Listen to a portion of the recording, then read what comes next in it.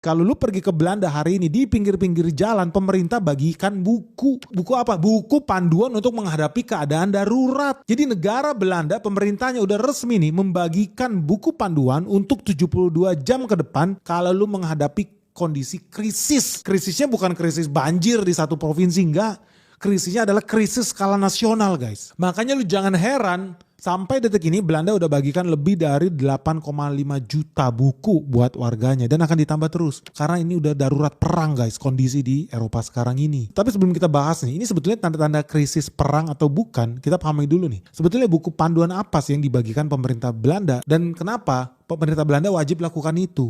Ada alasannya, guys, ya memang karena mereka berpengalaman mengikuti Perang Dunia I, Perang Dunia II, sangat berpengalaman lah mereka. Tapi yang alasan yang paling penting buat pemerintah Belanda adalah negara itu wajib melindungi rakyatnya. Dan negara wajib think ahead, berpikir ke depan, bukan berpikir buat hari ini makan apa, besok minum apa, enggak, itu mah rakyat jelata. Pemerintah yang baik harus berpikir jangka panjang. Negara kita mau jadi apa? Gawat ini situasi ini. Makanya mereka bikin buku berjudul Denk Vooruit yang artinya think ahead, berpikir ke depan. Jadi buku ini tebalnya 32 halaman, guys. Isinya langkah-langkah supaya setiap orang bisa bertahan secara mandiri selama 72 jam setelah krisis awal terjadi. Jadi tujuan buku ini dibagikan bukan supaya orang-orang panik atau ajakan hoak, tapi biar warga siap. Kalau seandainya kekacauan terjadi, bantuan pemerintah nggak bisa masuk atau nggak bisa datang, rakyat tetap selamat. Jadi sebetulnya, guys, bentuk krisis seperti apa sih yang dibayangkan oleh pemerintah Belanda sampai menurut mereka wajib warga mereka bersiap dari sekarang. Jadi ada 5 krisis nih yang diidentifikasi oleh pemerintahan Belanda. Yang pertama adalah krisis cyber alias cyber attack, serangan digital. Karena begitu terjadi serangan digital, semua sistem down, mati. Sistem informasi mati, sistem perbankan mati, lu gak bisa transfer duit, lu gak bisa ke ATM, sistem pembayaran kasir-kasir mati, kacau, pasti chaos. Lu harus siap. Ini adalah ancaman digital. Nah yang kedua,